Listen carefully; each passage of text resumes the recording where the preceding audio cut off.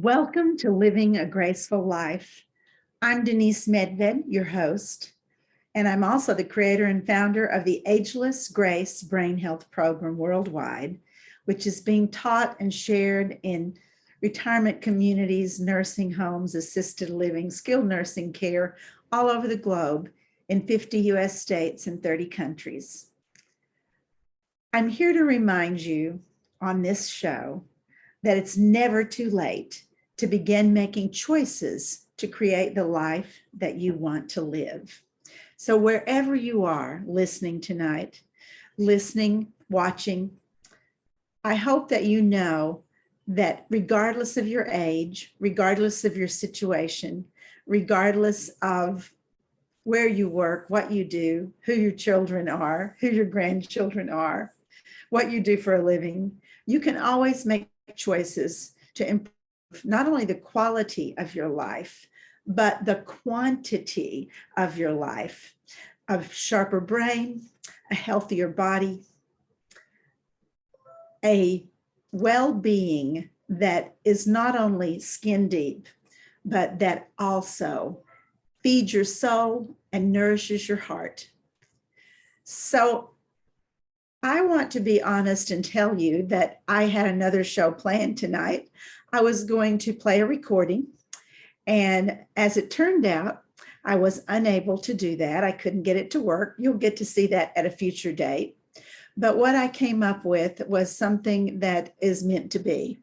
I always think that when one door closes, a window opens, and the window that opened tonight was this fest. Fascinating. You might think, what about this fest? So I'm going to zoom back a little bit to let you get the full effect of this vest. It's covered with pins, brooches, buttons, and they all came from people I love. I call this my 4th of July vest because it has lots of stars and it has lots of fireworky things, sparkles. It has lots of American flags because in the United States, this is the 4th of July, the day that we celebrate our freedom, our independence. And so I think that I'm going to talk tonight about how these brooches and pins and stick items on this vest came about and how they are the grace of freedom and family and friends in my life. So first of all, one of the ones that you can see right away here is a little watch. It's the face of a watch that was given to me by my grandma, my dad's mom, and it was her watch. And she immigrated here right before World War I with my grandfather and my dad's older siblings. And my dad was born here in the United States, but he didn't get to learn to speak English until he was 7 years old. So they are from Eastern Europe.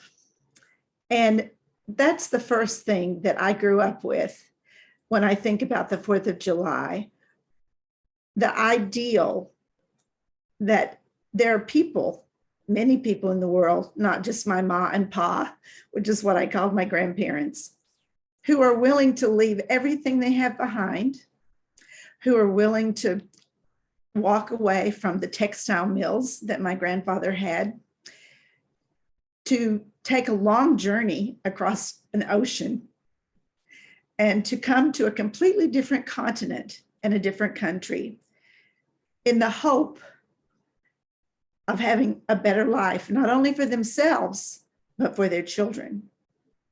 My dad had 2 older brothers and an older sister, and they wanted to make a better life for their family, where there was no fear, where there was freedom to walk the streets, to get the job you wanted, to go to the college that you might want to sing, to dance, to play in a way that you wanted to.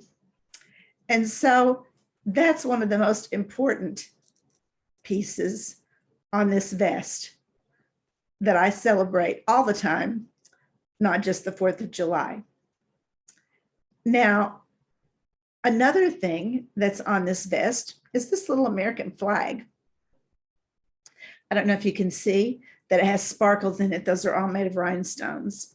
My mom wore this every 4th of July and every patriotic holiday, including on the day that she voted. And from an early age, my mom, who inspired Ageless Grace after her diagnosis of Alzheimer's, would tell me how lucky I was to live in a country where I had choices. Now, my parents were of a certain political party, but my mom, when I got to be about 19, 20, took me to meet a friend of hers who was from the opposite political party. And she said, I don't want you to do anything just because your parents did it. You have a good mind, and I want you to make the choices that are right for you. So I literally spent an afternoon with a woman. I'm getting teary because I'm talking about people I love who aren't with me anymore. Not here on this earth anyway. They're in my heart and they're all around me. So I literally spent an entire afternoon talking, asking questions with a woman who was chairman of the opposite political party in our area where I grew up in Tennessee. And so this always reminds me of how important it is to not impose your thoughts, your beliefs, your mores on us, to stand by them for yourself, to uphold them, to be proud of them, and to allow others to make their own decisions, just like my mom did me. Now, right here is another American flag. This was my daddy's. My dad, as I said already, learned to speak English when he was 7. He had great pride in our country. He was not only proud of his country, not only proud of our freedoms, but he fought in World War II.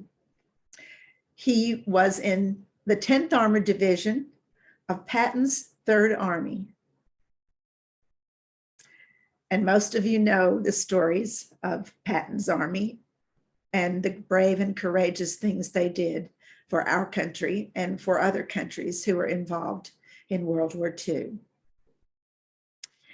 One of the greatest memories I have of my dad, and I have many, is when it was the anniversary, I think it was the 50th anniversary.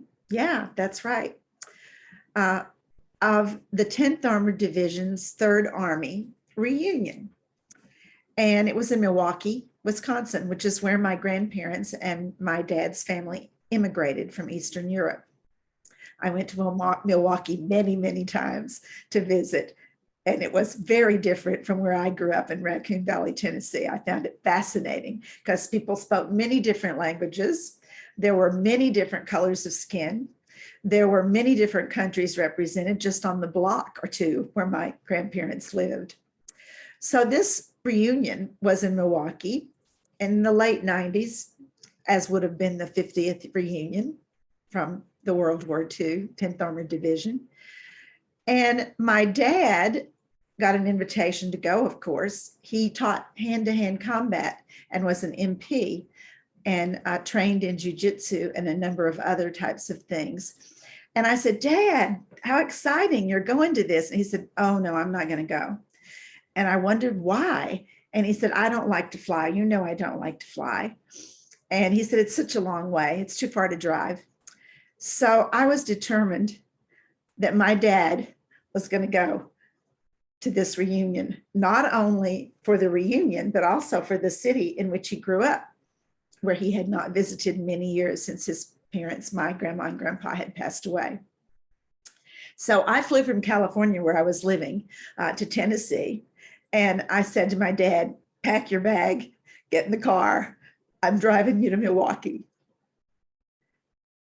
And it was one of the greatest times I've ever had. My mom went also, and my husband. And it was fabulous. There were so many reminiscences. There was such a great sharing among the men and women who had been in World War II together, who had served literally in the trenches, who had lost people that they worked side by side with every day, who had somehow managed to come home, some of them wounded, some of them not. And they had this great camaraderie, even though they may have only known each other for a short while in the scheme of a lifetime. They were hugging, they were sharing stories, they were laughing. Sometimes they were sad as they remembered one of their good friends who had fallen.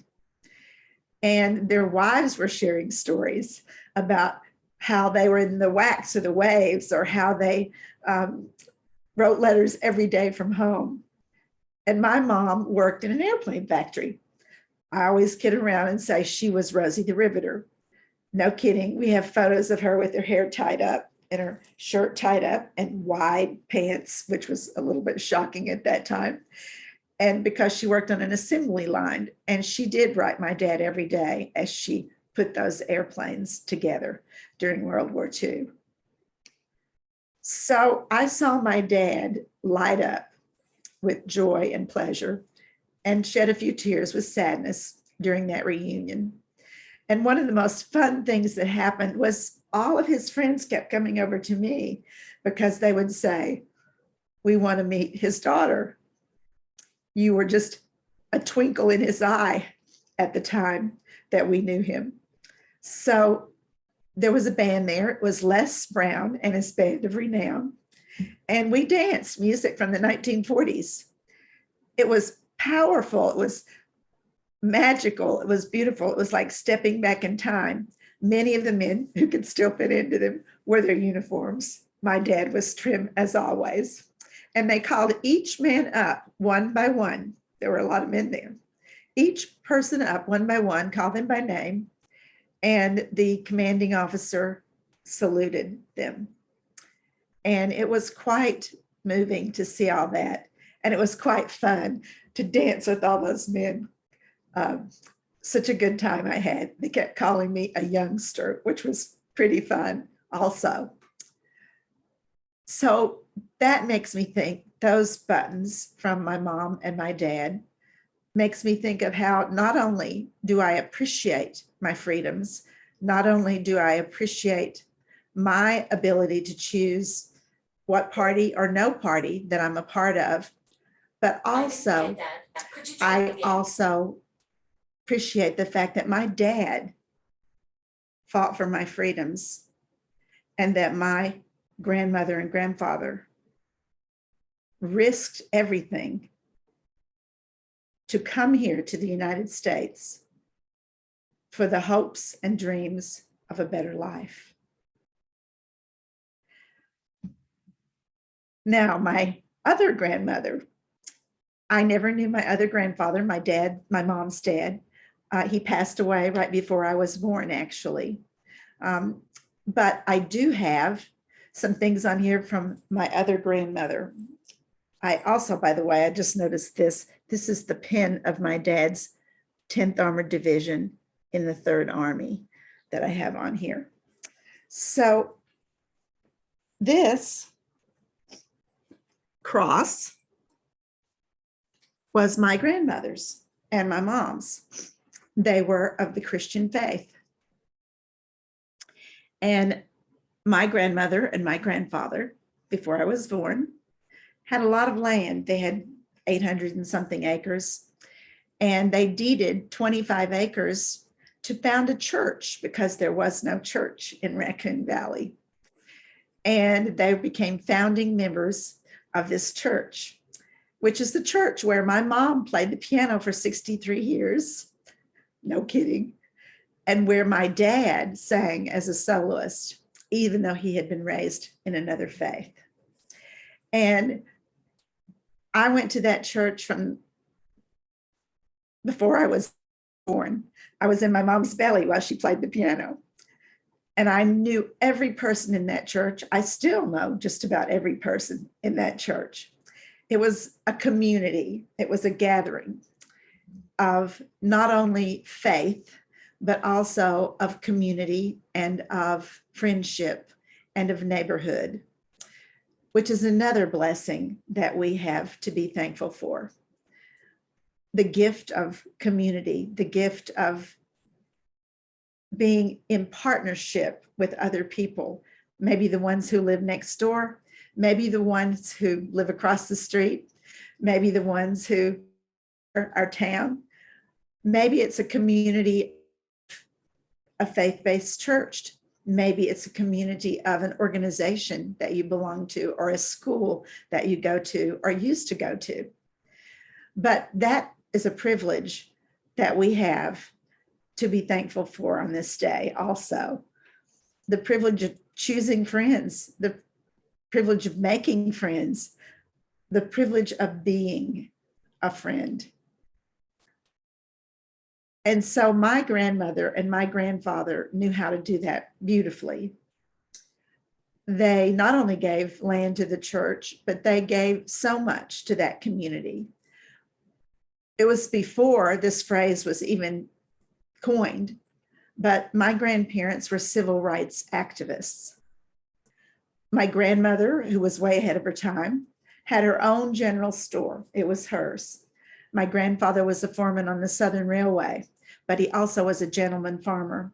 And he had tenant farmers who, after they worked and shared crops with him and my family for years, they would get the land in return for working the land. So now all those 800 acres are split up into many, many farms and many, many families. And now the third and fourth generations live where my grandfather started the idea of tenant farmers in our community. So every day, early in the morning, my grandmother would make breakfast for all the workers on the farm, especially during harvest time, but also during planting time. And my grandfather hired men who needed it most, whatever color their skin was, wherever they were from, whatever their level of education. And he invited them all into my grandparents' home for breakfast around the table. Many of them would say, "Oh, no, sir, I should not come into your home because I have a different color skin." And my grandfather would say, "We're all neighbors around my table." And my grandmother's store, she had signs that said, "Everyone will be served in the order in which they come into this store."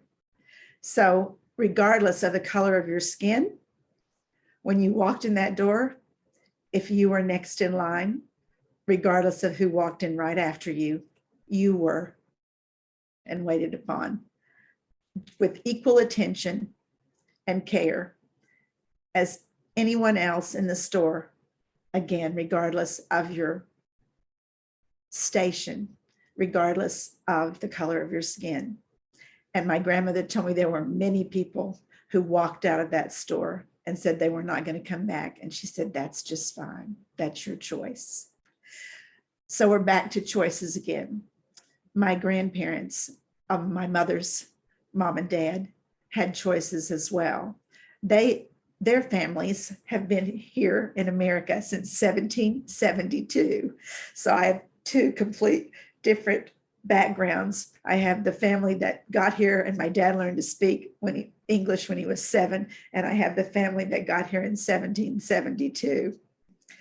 And their choices were to treat everyone equally. I was taught that at my grandmother's knee. She always said to me, "Everyone in this community, everyone in this state, everyone in this nation is equal. And don't you ever think they're not." My grandmother would make clothes. She was a seamstress and a tailor. So was my other grandmother, by the way. I always had nice clothes because both grandmothers could really sew well. And my grandmother uh, in Tennessee could also quilt. She could crochet. She could knit. It was amazing. Some of my fondest memories were putting my arms around her shoulders while she sat at her sewing machine, and I would lean over her shoulder and watch her hands as she sewed. Or I did the same thing over her quilting frame, which I always set up, and she was always quilting with the pieces that were left over from whatever it was she had been sewing, usually dresses for herself, myself, my mom's sister, and her daughter. We had a lot of girls in our family, so my granny made a lot of dresses. And I can remember she never once said to me, "Don't hang on my neck, don't lean over me." She always answered my questions. She always enjoyed, or pretended like she enjoyed, having me hanging over her neck while she sewed. And so I watched my granny's hands, and I always think of her beautiful hands, the way they cooked, the way they served people in the store, the way they made breakfast for workers of all colors and ages and abilities and education levels. And I remember her hands because I have her hands. Every time I look down at my own hands, I say, those are my granny's hands. I know because I watched those hands every day for years and years as I grew up. So what else is on this vest?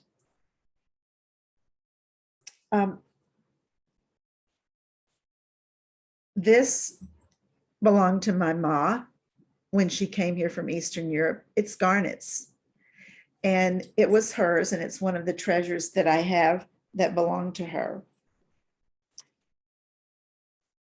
This is a lady's pocket watch, and it belonged to one of my chosen mothers.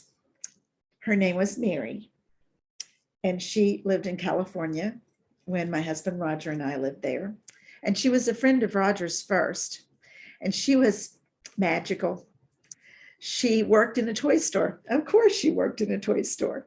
And the name of the toy store was Geppetto's. Of course, it was named Geppetto's. And she loved toys and play and children and teddy bears and Christmas trees. So we adopted Mary. I had lost my mom, and we adopted Mary, and she became our mom. And we had her at our house for Mother's Day and Christmas and Thanksgiving and Easter and every holiday we could possibly celebrate, probably the 4th of July picnic as well. And so Mary loved, we had bears all over our house too, by the way. I still do. I have a bedroom in my house that's just full of bears because it's my grandkids stay there a lot. And I just filled it full of bears and a few other things like lambs and white squirrels, and all of them are plush toys. And so Mary had us come one day to Geppetto's, and she had me pick out the perfect teddy bear for me, and she had Roger pick out the perfect teddy bear for Roger. We still have them. They're upstairs in our bedroom. His teddy bear is named Spanky, and my teddy bear is named Oatmeal. And the other thing she did was every year she lived in a big old Victorian home in Pacific Grove, and she would fill every room with Christmas trees, and every Christmas tree had a different theme.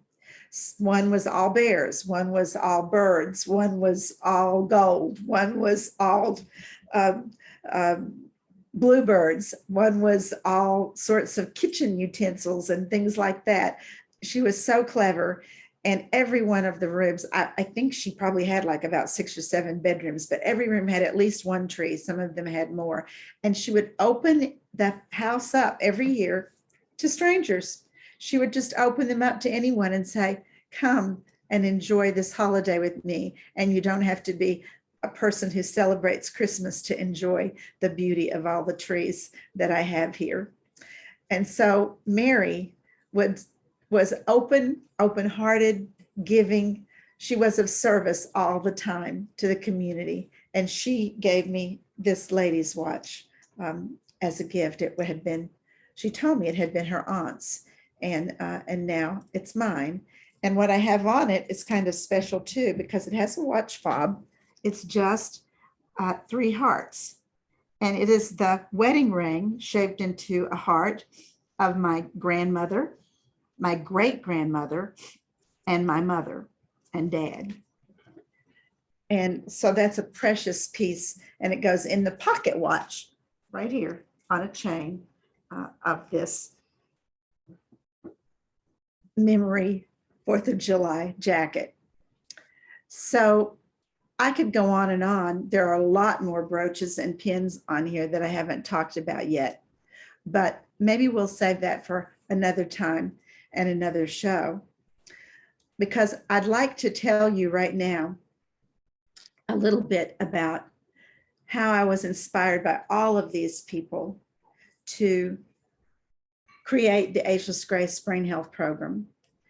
You can learn more about it at agelessgrace.com, and you'll find all kinds of things on there. There is a free class that you can get, so you can experience it. It is a movement program that is designed to activate the 5 primary functions of your brain.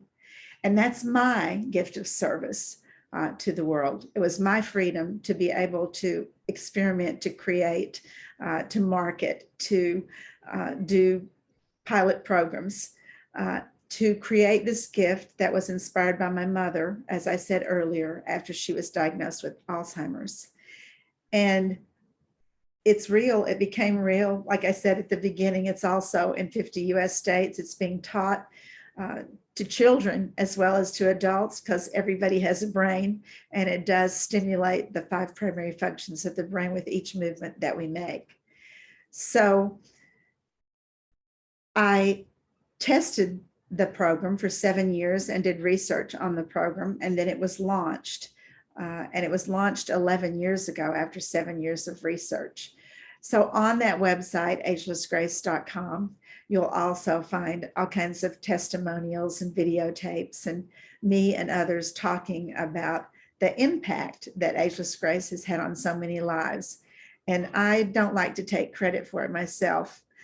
I really like to give credit to both my mom and my dad. My dad was physically active, and he was doing gymnastics up until a month or 2 before he passed away from cancer, and sharp as a tack. And my mom, who did not like to exercise or move, but loved to read and study, she was a brainiac, was the one who was diagnosed with Alzheimer's. And it was that juxtaposition of seeing one parent be so sharp and healthy and was very physically active, and the other parent who was very mentally active. And we were being told at the time that if you did crossword puzzles and word games, that your brain would stay sharp. It was that juxtaposition that made me say, wait a minute, something's not accurate here. It can't be true.